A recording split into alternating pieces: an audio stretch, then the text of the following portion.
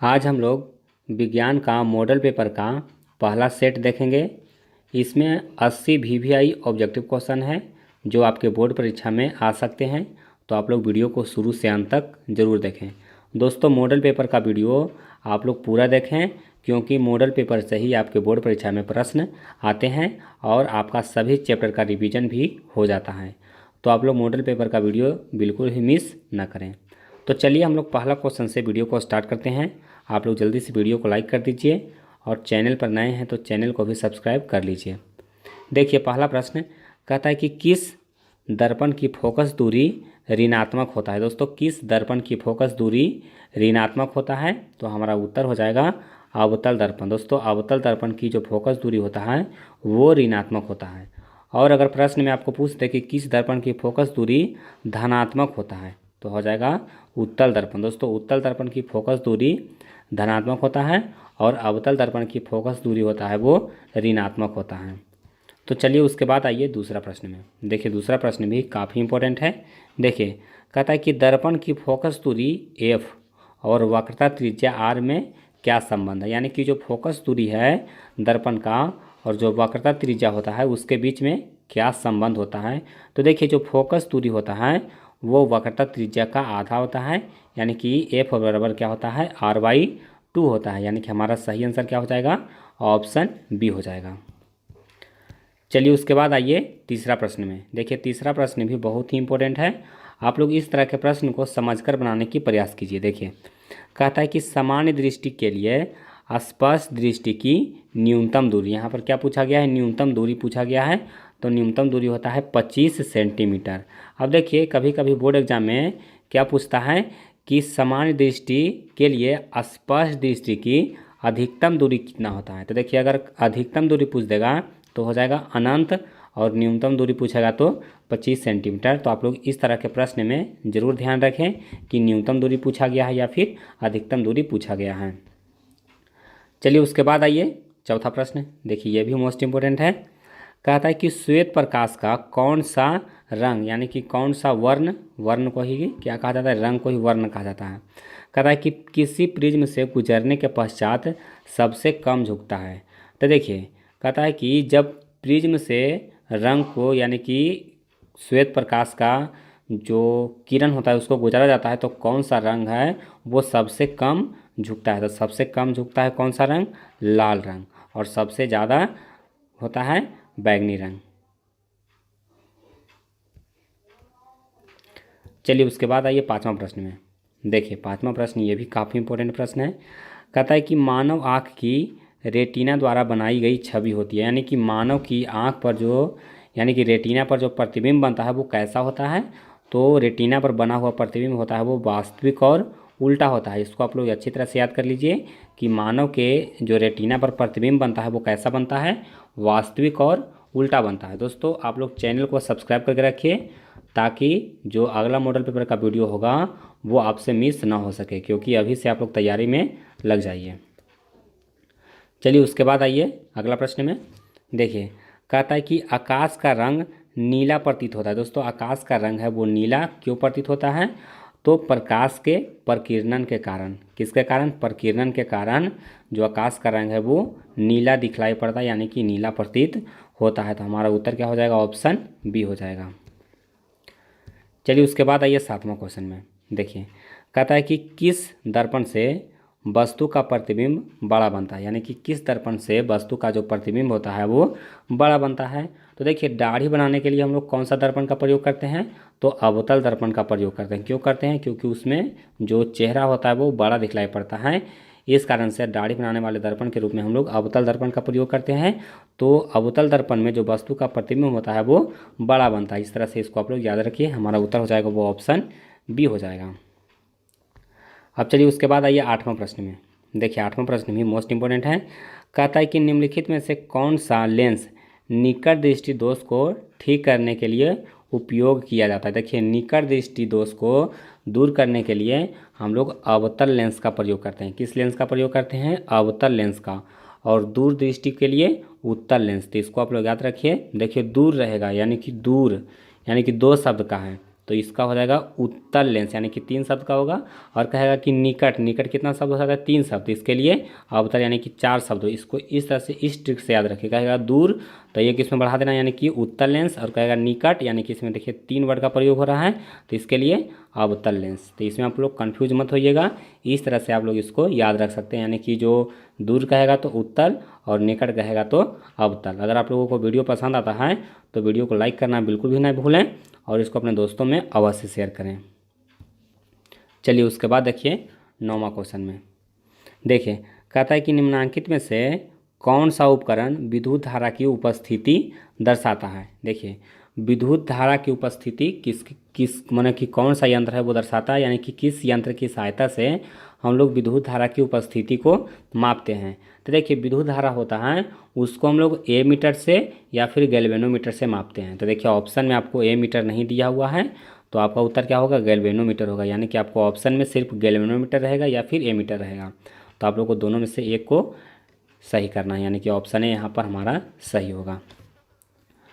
चलिए उसके बाद आइए, कहता है कि दाएं हाथ के अंगूठे के नियम को किसने प्रतिपादित किया। दोस्तों दायां हाथ का जो अंगूठा का नियम है वो किसने प्रतिपादित किया था? तो मैक्सवेल ने प्रतिपादित किया था। इसको आप लोग याद रखिए, मैक्सवेल ने दाएं हाथ के अंगूठे का नियम का प्रतिपादन किया था, यानी कि हमारा उत्तर हो जाएगा ऑप्शन डी। चलिए उसके बाद आइए 11वां क्वेश्चन में। देखिए 11वां क्वेश्चन कहता है कि विभवांतर का एएसआई मात्रक होता है। दोस्तों विभवांतर का एएसआई मात्रक क्या होता है? तो वोल्ट होता है। विभवांतर का एएसआई मात्रक क्या होता है? वोल्ट होता है। और विद्युत धारा का एएसआई मात्रक क्या होता है? एम्पियर होता है। और देखिए जो ओम है वो किसका मात्रक है? रेजिस्टेंस का मात्रक है। और कूलम है वो किसका? तो आवेश का मात्रक है। तो ये सब आप लोग याद रखिए। चलिए उसके बाद आइए अगला प्रश्न में। देखिए 12 नंबर सवाल कहता है कि निम्नलिखित में से किस संयोजन द्वारा प्रतिरोध का मान बढ़ता है। यानी कि हम लोग कौन सा संयोजन में प्रतिरोध हम लोग लगाएंगे कि उसका मान होगा वो ज़्यादा आएगा। तो देखिए श्रेणी क्रम में अगर हम लोग प्रतिरोध का मान जोड़ेंगे तो ज़्यादा आएगा और समांतर क्रम में कम आएगा। चलिए उसके बाद आइए 13 नंबर सवाल में। देखिए कहता है कि चुंबकीय बल रेखा की प्रकृति होती है। दोस्तों चुंबकीय बल रेखा की प्रकृति कैसी होती है? काल्पनिक होती है। देखिए चुंबकीय बल रेखा किसको कहते हैं? तो देखिए मान लीजिए कि ये आपके पास एक चुंबक है, ये इसका नॉर्थ पोल है और ये इसका साउथ पोल है। देखिए चुंबकीय बल रेखा होता है वो नॉर्थ पोल से साउथ पोल की ओर इस तरह से होता है। और ये कैसा होता है? काल्पनिक होता है, यानी कि चुंबक के बाहर हम लोग इस रेखा को नहीं देख सकते हैं। और नहीं देख सकते हैं इसका मतलब हम लोग सिर्फ कल्पना कर सकते हैं कि इस तरह से होता है। इसको साइंटिफिकली प्रूव भी किया गया है कि इस तरह से होता है नॉर्थ पोल से साउथ पोल की ओर। तो ये कैसा रेखा होता है? काल्पनिक होता है। इसको आप लोग याद रखिए। चलिए उसके बाद आइए 14 नंबर सवाल में। देखिए कहता है कि 1 किलोवाट घंटा किसके बराबर होता है। दोस्तों 1 किलोवाट घंटा किसके बराबर होता है? तो 3.6 गुने 10⁻6 जूल के बराबर होता है। इसको आप लोग ध्यान से याद कर लीजिए, 3.6 गुने 10⁻6 जूल, यानी कि ऑप्शन सी हमारा इसका सही उत्तर है। चलिए उसके बाद आइए अगला प्रश्न में। देखिए 15 नंबर सवाल कहता है कि नवीकरणीय ऊर्जा का स्रोत क्या है। दोस्तों नवीकरणीय ऊर्जा का स्रोत कौन सा है? तो हमारा हो जाएगा, कौन सा आंसर हो जाएगा? सौर ऊर्जा हो जाएगा। यानी कि हमारा आंसर कौन है? ऑप्शन बी है। चलिए उसके बाद आइए 16 नंबर सवाल में। देखिए कहता है कि कौन सा लेंस अपसारी लेंस भी कहा जाता है। यानी कि किस लेंस को हम लोग अपसारी लेंस भी कहते हैं। देखिए अपसारी कहेगा ना तो हो जाएगा अवतल लेंस। कौन सा लेंस? अपसारी, यानी कि अवतल लेंस। और अभिसारी कहेगा तो उत्तल लेंस हो जाएगा। इसको आप लोग कॉपी में अगर आपको याद नहीं है तो इसको एक जगह पर आप लोग नोट करते जाइए। अगर अपसारी लेंस कहेगा तो अवतल लेंस और अभिसारी लेंस कहेगा तो उत्तल लेंस। चलिए उसके बाद आइए। देखिए कहता है कि प्रकाश का प्राथमिक वर्ण कौन है। यानी कि जो प्रकाश का प्राथमिक रंग है वो कौन है? तो लाल है, हरा है और नीला है। यानी कि हमारा आंसर क्या हो जाएगा? ऑप्शन डी हो जाएगा। चलिए उसके बाद आइए 18वां सवाल में। देखिए कहता है कि निम्नलिखित में से कौन नेत्र का रंगीन भाग होता है। यानी कि मानव आँख का, यानी कि नेत्र किसको कहा जाता है? आँख को ही कहा जाता है। तो जो मानव नेत्र का जो रंगीन भाग होता है वो कौन सा होता है? आइरिस होता है। कौन सा होता है? आइरिस होता है, ये रंगीन भाग होता है। यानी कि ऑप्शन डी हमारा बिल्कुल सही है। चलिए उसके बाद देखिए कहता है कि एक एचपी मतलब होता है हॉर्स पावर, यानी कि एक हॉर्स पावर बराबर कितना वाट होता है। तो एक हॉर्स पावर बराबर होता है 746 वाट, यानी कि ऑप्शन ए हमारा बिल्कुल सही आंसर है। चलिए उसके बाद देखिए अगला प्रश्न, ये भी प्रश्न मोस्ट इंपॉर्टेंट है, तो इसको भी आप लोग अच्छी तरह से समझ लीजिए। देखिए कहता है कि विशालक शीशा यानी कि मैग्नीफाइंग ग्लास होता है, यानी कि विशालक शीशा आप लोग देखे होंगे हमारा इंस्ट्रूमेंट बॉक्स में आता था, इस तरह से एक शीशा रहता था और इसमें इस तरह से डंटी लगा रहता था। तो इसमें जो ग्लास होता है वो कौन सा होता है, तो उत्तल लेंस होता है। इसमें कौन सा होता है, उत्तल लेंस, यानी कि इसको आप लोग जब छोटे अक्षर पर रखेंगे तो बड़ा दिखाई पड़ता है, यानी कि यह उत्तल लेंस होता है। तो मैग्नीफाइंग ग्लास होता है वो किस चीज़ का होता है, तो उत्तल लेंस का बना होता है। तो इसको आप लोग इस तरह से एग्जाम्पल से भी समझा दिए, तो इसको आप लोग याद रखिए। चलिए उसके बाद आइए अगला प्रश्न में। देखिए 21वां क्वेश्चन कहता है कि जब किसी चालक तार से विद्युत धारा प्रवाहित होती है तो गतिशील कण होता है, यानी कि मान लीजिए कि कोई चालक तार यानी कि कोई कंडक्टर है, मान लीजिए कि यह तांबा का है या फिर लोहा का, यानी कि जो इलेक्ट्रिक का क्या हो, कंडक्टिविटी उसमें हो, यानी कि उसमें विद्युत धारा प्रवाहित हो। तो देखिए इसमें जो गतिशील कण होता है वो कौन सा होता है, तो देखिए कोई भी अणु रहेगा उसमें क्या रहेगा, प्रोटॉन रहेगा, इलेक्ट्रॉन रहेगा और न्यूट्रॉन रहेगा। और जो विद्युत धारा प्रवाहित होता है वो इलेक्ट्रॉन के कारण प्रवाहित होता है, यानी कि वह इलेक्ट्रॉन जो इसमें होता है इसके कारण प्रवाहित होता है। तो इसमें जो गतिशील कण होता है वो कौन सा होता है, इलेक्ट्रॉन होता है। इसको आप लोग याद रखिए। चलिए उसके बाद आइए 22वां क्वेश्चन में। देखिए कहता है कि एम्पियर घंटा मात्रक है। दोस्तों एम्पियर घंटा है वो किसका मात्रक है, तो एम्पियर घंटा को ही कूलम कहा जाता है, यानी कि यह आवेश का मात्रक है। इसको आप लोग याद रखिए, एम्पियर घंटा किसका मात्रक है, तो आवेश का मात्रक है। चलिए उसके बाद आइए अगला प्रश्न। देखिए कहता है निम्नलिखित में से कौन सा मात्रक वाट के बराबर है। दोस्तों कौन सा मात्रक है वो वाट के बराबर है, तो वाट के बराबर हो जाएगा जूल सेकेंड। क्या हो जाएगा, जूल सेकेंड, यानी कि सॉरी जूल पर सेकेंड हो गया, यानी कि ऑप्शन ए हमारा बिल्कुल सही होगा। वाट किसके बराबर है, तो जूल पर सेकेंड के बराबर है। हमारा आंसर क्या हो जाएगा, ऑप्शन ए हो जाएगा। अब देखिए 24वां प्रश्न, बहुत आसान क्वेश्चन है। कहता है विद्युत धारा का मात्रक है। दोस्तों विद्युत धारा का मात्रक क्या होता है, इसको हम लोग इस वीडियो में बता चुके हैं, तो आप लोग जल्दी से कमेंट कीजिए। 24 नंबर आप लोग इस तरह से लिखिए और बताइए कि इसका आंसर ए होगा, बी होगा या फिर सी होगा या फिर डी होगा। अगर आपका उत्तर सही रहेगा तो हम कमेंट में रिप्लाई कर देंगे। चलिए उसके बाद आइए 25वां क्वेश्चन में। देखिए कहता है कि ग्लोबल वार्मिंग के लिए उत्तरदायी गैस कौन है। दोस्तों ग्लोबल वार्मिंग के लिए कौन सा गैस उत्तरदायी होता है, तो कार्बन डाइऑक्साइड गैस होता है वो ग्लोबल वार्मिंग के लिए उत्तरदायी गैस होता है, यानी कि हमारा सही उत्तर क्या होगा, ऑप्शन सी होगा। चलिए उसके बाद आइए 26 नंबर सवाल में। देखिए कहता है कि शरीर में भोजन का पचना किस प्रकार की अभिक्रिया है। तो शरीर में भोजन का पचना कैसा अभिक्रिया है, तो ऑक्सीकरण होता है, यानी कि उपचयन होता है। तो हमारा उत्तर क्या हो जाएगा, ऑप्शन ए हो जाएगा। चलिए उसके बाद आइए अगला प्रश्न में। देखिए कहता है कि काली चूना पर जब जल डाला जाता है तब अभिक्रिया होती है। तो देखिए काली चूना आप लोग देखे होंगे जिससे दीवार की पुताई की जाती है उसको क्या कहा जाता है, काली चूना, यानी कि बिना बुझा हुआ चूना। और उसमें हम लोग जब दीवार की पुताई करते हैं तो उसमें पानी मिलाते हैं, यानी कि जब उसमें जल डाला जाता है तो क्या होता है, देखिएगा वो खदकने लगता है, यानी कि खौलने लगता है, उसमें ऊष्मा निकलना शुरू हो जाता है, यानी कि यह कैसा अभिक्रिया है, तो ऊष्मा क्षेपीय अभिक्रिया, यानी कि जिस अभिक्रिया से ऊष्मा निकलता है उसको कहते हैं ऊष्मा क्षेपीय अभिक्रिया। और जिसमें ऊष्मा लगता है अभिक्रिया कराने में तो उसको कहते हैं ऊष्मा शोषी अभिक्रिया। तो इसका हमारा उत्तर क्या हो जाएगा, ऑप्शन ए हो जाएगा, ऊष्मा क्षेपीय अभिक्रिया, क्योंकि इसमें ऊष्मा निकल रहा है। चलिए आइए 28 नंबर सवाल में। देखिए कहता है कि निम्नलिखित में से कौन सबसे अधिक अभिक्रियाशील है। दोस्तों सबसे ज़्यादा अभिक्रियाशील कौन होता है, तो देखिए सबसे कम कहेगा तो क्या हो जाएगा, सोना चांदी सब सबसे कम अभिक्रियाशील होता है। लेकिन देखिए ऑप्शन के अनुसार इसमें कॉपर, Hg यानी कि पारा, Ag यानी कि अर्जेंटम, चांदी Au यानी कि औरम यानी कि सोना। तो देखिए इसमें सबसे ज़्यादा अभिक्रियाशील कौन होता है, तांबा होता है, यानी कि ऑप्शन ए हमारा बिल्कुल सही आंसर है। तो इस तरह के प्रश्न आप लोग पूरा ऑप्शन देख करके बना सकते हैं। चलिए उसके बाद आइए अगला प्रश्न में। देखिए कहता है कि चूना जल का रासायनिक सूत्र होता है। दोस्तों चूना जल का रासायनिक सूत्र क्या होता है, तो देखिए यहाँ पर क्या कहता है चूना जल, यानी कहता है अगर बिना बुझा हुआ चूना तो CaO हो जाता है, बिना बुझा चूना कहेगा CaO, लेकिन यहाँ कह रहा है क्या चीज़, चूना जल, यानी कि बिना बुझा हुआ चूना में जल मिलाया हुआ है, तो क्या होगा CaOH का होल 2, यानी कि ऑप्शन डी हमारा बिल्कुल सही आंसर है। चलिए उसके बाद आइए 30वां क्वेश्चन में।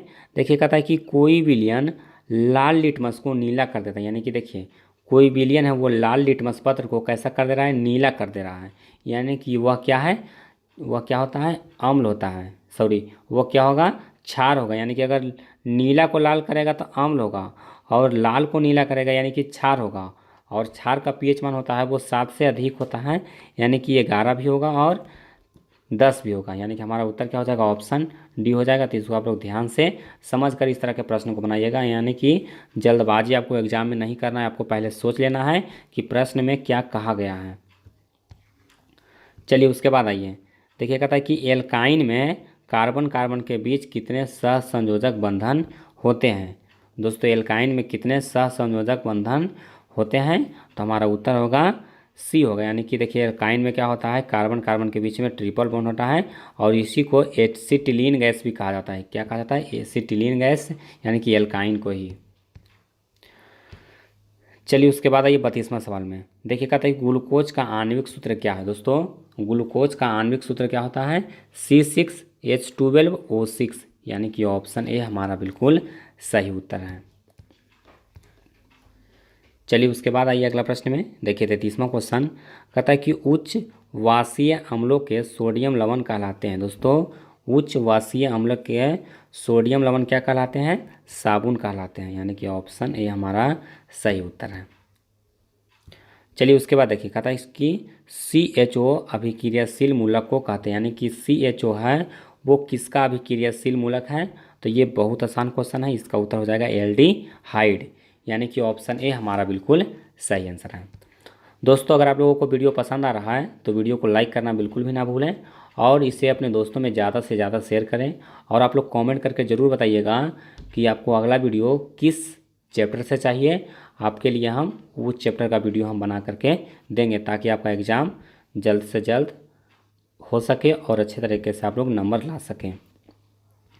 चलिए उसके बाद देखिए 35वां क्वेश्चन में कहता है कि आवर्त सारणी के किस कहता है कि आवर्त सारणी के किसी आवर्त में बाएं से दाएं जाने पर तत्वों की परमाणु त्रिज्या, यानी कि बाएं से दाएं जाएंगे तो तत्वों की जो परमाणु त्रिज्या होगी उसमें क्या प्रभाव पड़ता है, तो घटता जाता है, यानी कि ऑप्शन ये हमारा बिल्कुल सही उत्तर है।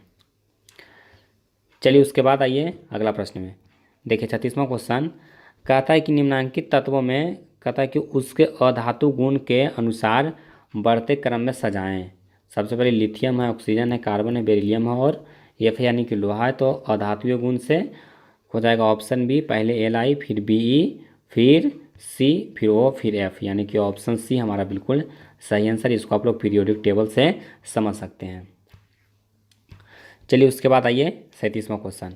देखिए कहता है कि सिलिकन क्या है। दोस्तों सिलिकन क्या है, तो सिलिकन उपधातु, यानी कि इसमें धातु और अधातु दोनों का गुण पाया जाता है।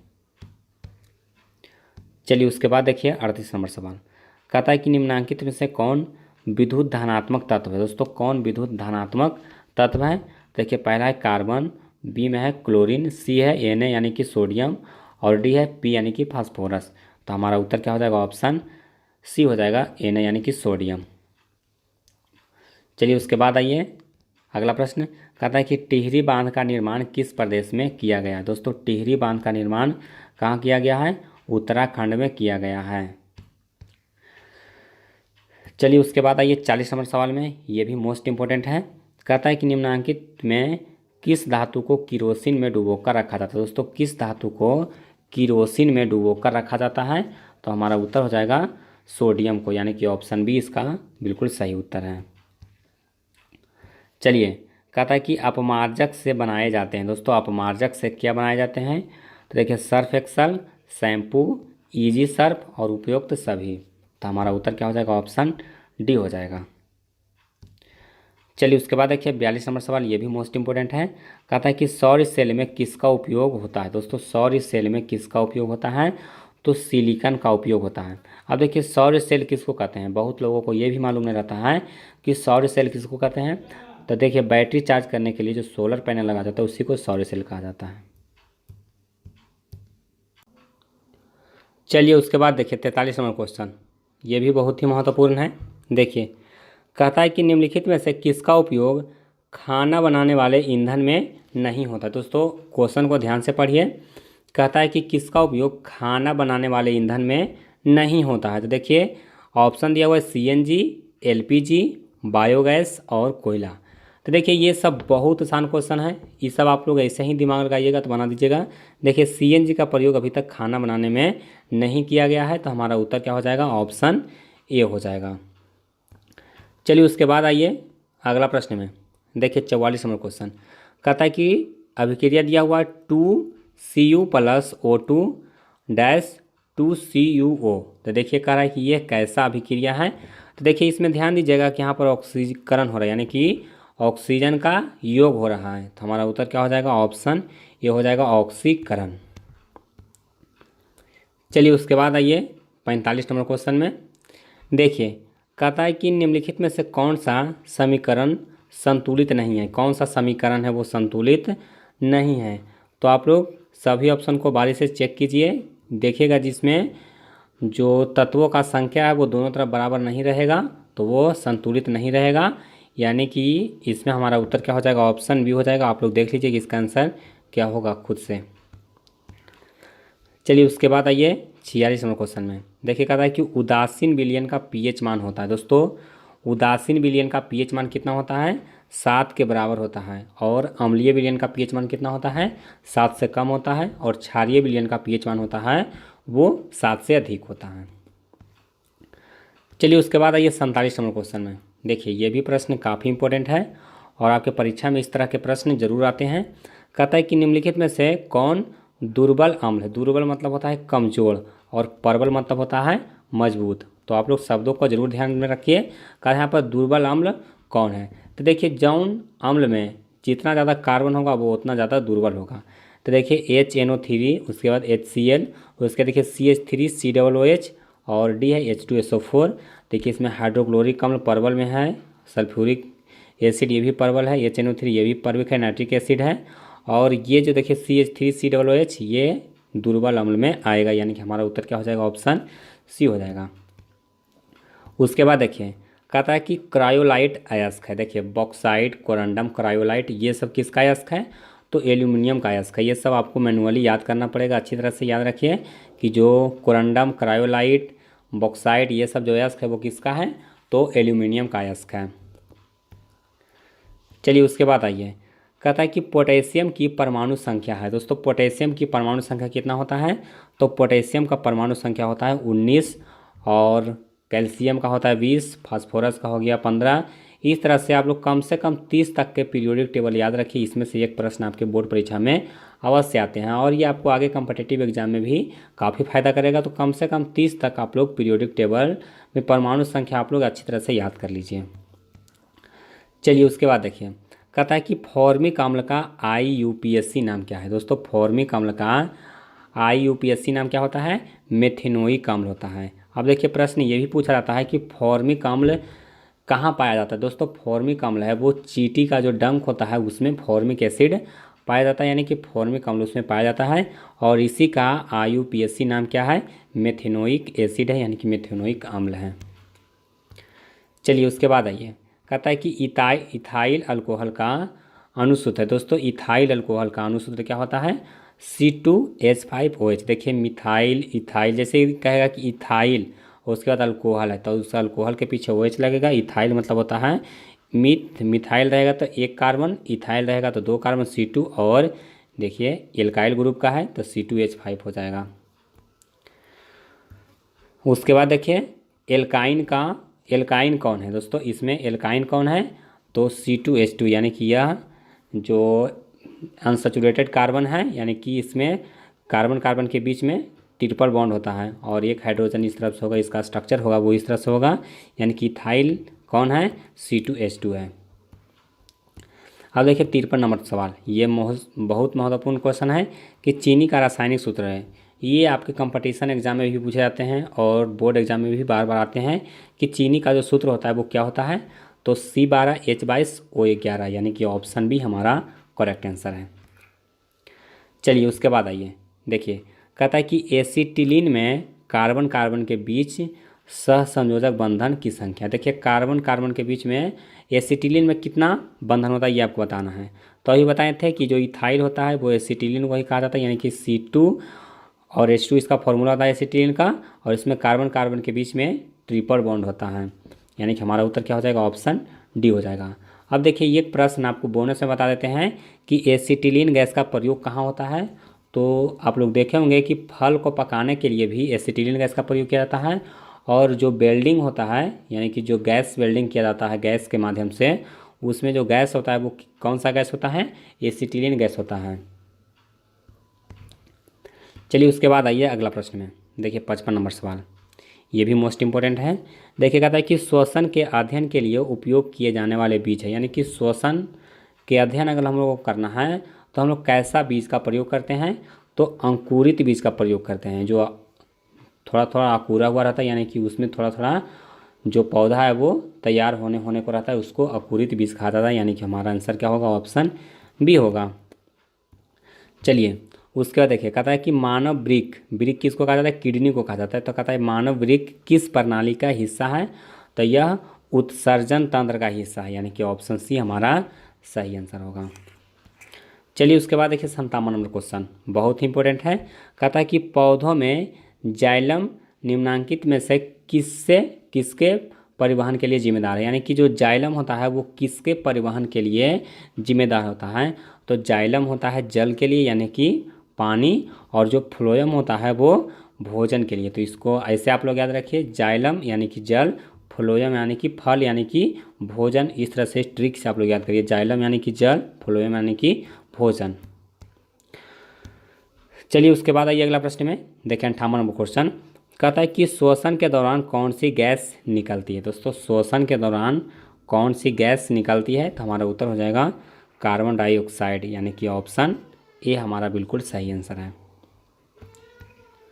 चलिए उसके बाद आइए अगला प्रश्न में, देखिए कहता है कि फलों को पकाने के लिए निम्न में से किससे नियंत्रित किया जाता है। दोस्तों फलों को पकाने के लिए किससे नियंत्रित किया जाता है, तो अभी आपको बताए थे कि फलों को पकाने के लिए हम लोग एसिटिलीन गैस का प्रयोग करते हैं, और इसी को इथिलीन भी कहा जाता है, यानी कि इसका फॉर्मूला होता है C2 और H2। आप लोग याद रखिए, हमारा उत्तर क्या हो जाएगा, ऑप्शन सी हो जाएगा। चलिए उसके बाद आइए अगला प्रश्न में, देखिए 60 नंबर क्वेश्चन। देखिए कहता है कि न्यूरॉन का वह हिस्सा जहाँ जानकारी हासिल की जाती है उसको क्या कहा जाता है, डेंड्राइट कहा जाता है। चलिए उसके बाद आइए 61 नंबर सवाल में, देखिए कहता है कि निम्नांकित में से कौन आपातकाल का हार्मोन है। दोस्तों आपातकाल का हार्मोन कौन सा है, तो एड्रीनलिन है, यानी कि ऑप्शन ए हमारा बिल्कुल सही आंसर है। चलिए उसके बाद आइए 62 नंबर क्वेश्चन में, देखिए कहता है कि निम्नलिखित में से कौन सी अनैच्छिक क्रिया नहीं है। तो देखिए उल्टी, अत्यधिक लार आना, दिल का धड़कना और चबाना। तो देखिए इसमें हमारा उत्तर हो जाएगा चबाना। देखिए चबाना हमारे इच्छा पर निर्भर करता है, यानी कि यह अनैच्छिक क्रिया नहीं है। चलिए उसके बाद आइए, कहता है कि मानव में गर्भ की अवधि कितनी होती है, तो इसका जो उत्तर हो जाएगा वो हो जाएगा 270 दिन, यानी कि 9 महीने। हमारा उत्तर क्या हो जाएगा, ऑप्शन ए। चलिए उसके बाद देखिए कहता है कि गंगा एक्शन प्लान कब शुरू हुआ। दोस्तों गंगा एक्शन प्लान कब शुरू हुआ था, तो 1985 में हुआ था, यानी कि 1985 में। हमारा सही उत्तर क्या हो जाएगा, ऑप्शन बी हो जाएगा। चलिए उसके बाद आइए अगला प्रश्न में, देखिए 65 नंबर क्वेश्चन। कहता है कि मुकुलन द्वारा अलैंगिक जनन निम्नांकित में किस में होता है। मुकुलन के द्वारा अलैंगिक जनन किस में होता है, तो ईस्ट में होता है। हमारा उत्तर क्या हो जाएगा, ऑप्शन ए होगा। और विखंडन द्वारा किस में होता है, अमीबा में होता है। चलिए उसके बाद देखिए अगला प्रश्न। कहता है कि निम्न में से कौन सी बीमारी श्वसन तंत्र से संबंधित है। कौन सी बीमारी है वो श्वसन तंत्र से संबंधित है। तो देखिए ऑप्शन ए हुआ डायरिया, बी हो गया टीबी, सी हो गया निमोनिया, और डी है बी एवं सी दोनों। तो देखिए इसमें डायरिया है जो ये श्वसन तंत्र की बीमारी नहीं है। बाकी देखिए टीबी हो जाता है, और जो निमोनिया होता है ये बीमारी में सांस लेने में दिक्कत होता है, यानी कि श्वास नली से संबंधित यह बीमारी है। तो हमारा उत्तर हो जाएगा बी एवं सी दोनों। चलिए उसके बाद आइए 67 नंबर क्वेश्चन। देखिए ये भी मोस्ट इंपॉर्टेंट है। कहता है कि मनुष्य और अन्य मांसाहारी जीव निम्नलिखित में से किसका पाचन नहीं कर पाते हैं। तो देखिए जो मांसाहारी जीव होता है वो सेलुलोज का पाचन नहीं कर पाता है, यानी कि ऑप्शन बी हमारा सही उत्तर है। चलिए देखिए कहता है कि ब्रेन हैमरेज का मुख्य कारण। दोस्तों ब्रेन हैमरेज कब करता है, जब टेंशन ज़्यादा हो जाता है, यानी कि हाइपर टेंशन का कारण होता है। किसका कारण होता है, हाइपर टेंशन नहीं, हाइपर टेंशन, यानी कि ऑप्शन सी हमारा बिल्कुल सही आंसर होगा। हाइपर टेंशन के कारण दिमाग हैमरेज होता है, यानी कि ब्रेन हैमरेज का जो कारण है वो क्या है, हाइपर टेंशन, जिसमें हम लोग कन्फ्यूज नहीं होना है, याद रखना है अच्छी तरह से। चलिए उसके बाद देखिए 69 कहता है कि निम्न में से परजीवी पादप का उदाहरण क्या है। दोस्तों परजीवी पादप का आपको उदाहरण बताना है। देखिए बैक्टीरिया, कस्क्रूटा है, विषाणु और कवक। तो देखिए इसमें जो कस्क्रूटा है वो पादप परजीवी का उदाहरण है। चलिए उसके बाद देखिए कहता है कि हृदय से रक्त को संपूर्ण शरीर में पंप किया जाता है, यानी किसके द्वारा शरीर में पंप किया जाता है, तो अलिंदों द्वारा। किसके द्वारा, अलिंदों द्वारा सारा शरीर में जो रक्त होता है यानी खून होता है उसको पंप किया जाता है। नेक्स्ट क्वेश्चन देखिए कहता है कि हाइड्रा में अलैंगिक जनन की विधि है, यानी कि हाइड्रा में जो अलैंगिक जनन की विधि है वो कौन सा है। तो यहाँ पर देखिए आपको ऑप्शन दिया हुआ है मुकुलन, उसके बाद पुनर्जनन, सी है विखंडन, और डी दिया हुआ है बीजाणु जनन। तो दोस्तों इस क्वेश्चन का भी जवाब हम दे चुके हैं। तो आप लोग अगर जानते हैं तो इसका आंसर आप लोग कमेंट कीजिए 71 का सही उत्तर क्या होगा। और अगर आप लोग नहीं जानते हैं तो कमेंट में पूछ सकते हैं, हम आपको इसका आंसर उत्तर रिप्लाई कर देंगे। आप लोगों को लिखना है 71 का आंसर क्या होगा सर, ये आप लिख दीजिएगा, हम इसका आंसर बता देंगे। ऐसे डायरेक्ट पूछेगा तो हमको पता नहीं चलेगा कि कौन सा क्वेश्चन का आप आंसर पूछ रहे हैं। देखिए कहता है कि जनन संचालित रोग है। दोस्तों जनन संचालित रोग कौन सा है, तो देखिए सिफिलिस हो गया, एड्स हो गया, गोनोरिया हो गया। तो ये तीनों बीमारी है वो जनन संचालित रोग है, यानी कि ऑप्शन डी हमारा सही आंसर होगा। चलिए उसके बाद देखिए कहता है कि पुष्प का सबसे बाहरी भाग है। दोस्तों पुष्प का सबसे बाहरी भाग कौन सा होता है, तो बाह्य दलपुंज होता है। क्या होता है, बाह्य दलपुंज, यानी कि ऑप्शन ए हमारा सही उत्तर है। चलिए उसके बाद आइए देखिए कहता है कि ब्लड समूह ए का कौन सा एंटीबॉडी होता है। दोस्तों अगर ए का कहेगा एंटीबॉडी तो ए का एंटीबॉडी क्या हो जाएगा, बी हो जाएगा, यानी कि ऑप्शन सी हमारा बिल्कुल सही आंसर है। चलिए उसके बाद आइए अगला प्रश्न में देखिए 75 नंबर क्वेश्चन कहता है कि रक्त में ग्लूकोज की मात्रा निम्नलिखित में से कौन नहीं नियंत्रित करता है। कौन नियंत्रित नहीं करता है, तो इंसुलिन है वो मात्रा नियंत्रित नहीं करता है। हमारा आंसर क्या हो जाएगा, ऑप्शन ए हो जाएगा। चलिए उसके बाद आइए कहता है कि पादप वृद्धि हार्मोन है, यानी कि कौन सा हार्मोन है वो पेड़ पौधे को बढ़ने में यानी कि वृद्धि होने में सहायक होता है। तो हमारा आंसर होगा जिबरेलिन। चलिए उसके बाद आइए 77 नंबर क्वेश्चन कहता है कि हार्मोन स्रावित होता है। दोस्तों हार्मोन है वो अंतःस्रावी ग्रंथियों से स्रावित होता है, यानी कि ऑप्शन ए हमारा इसका सही उत्तर होगा। चलिए उसके बाद आइए अब हम लोग लास्ट की ओर बढ़ रहे हैं। देखिए 78 नंबर क्वेश्चन कहता है कि मनुष्य के मुख गुहा में कितने जोड़े लार ग्रंथियाँ पाई जाती है, यानी कि मनुष्य का जो मुख होता है उसमें कितने जोड़े लार ग्रंथियाँ पाई जाती हैं। तो उसमें टोटल 6 लार ग्रंथियाँ पाई जाती है, यानी कि 3 जोड़ी। हमारा सही उत्तर क्या हो जाएगा, ऑप्शन सी हो जाएगा। चलिए उसके बाद देखिए कहता है कि एंड्रोजेम है। दोस्तों एंड्रोजेम क्या है, तो एंड्रोजेम है वो नर हार्मोन है, यानी कि मेल हार्मोन है। हमारा उत्तर क्या हो जाएगा, ऑप्शन ए हो जाएगा। चलिए उसके बाद आइए अगला प्रश्न में देखिए 80 नंबर क्वेश्चन कहता है कि मटर को अपने प्रयोग के लिए किसने चुना था। दोस्तों मटर को अपने प्रयोग के लिए किसने चुना था, तो ग्रेगर जॉन मेंडल ने चुना था, यानी कि ऑप्शन ए हमारा बिल्कुल सही आंसर है। तो दोस्तों उम्मीद करता हूँ कि ये वीडियो आपको पसंद आया होगा, और अगर आपको वीडियो पसंद आया तो वीडियो को लाइक कीजिए। और दोस्तों इसका PDF आप लोग CKtarget.com वेबसाइट पर जा कर के इसका PDF प्राप्त कर सकते हैं, या फिर डिस्क्रिप्शन में लिंक दे दिए हैं, वहाँ से टेलीग्राम ग्रुप ज्वाइन कर लीजिए। वहाँ से भी आप लोग इसका PDF को डाउनलोड कर सकते हैं, या फिर हमारे व्हाट्सअप नंबर इतना पर मैसेज कर सकते हैं। यहाँ से भी आपको जिस चैप्टर का भी PDF चाहिए आप लोग मैसेज कर दीजिएगा, हम आपको उस चैप्टर का PDF प्रोवाइड कर देंगे। तो आप लोग चैनल को सब्सक्राइब करना बिल्कुल भी ना भूलें, और इस वीडियो को अपने दोस्तों में ज़रूर शेयर करें ताकि वो भी इस चैनल का हिस्सा बन सकें। तो आज के लिए बस इतना ही, मिलते हैं आपको अगले वीडियो में।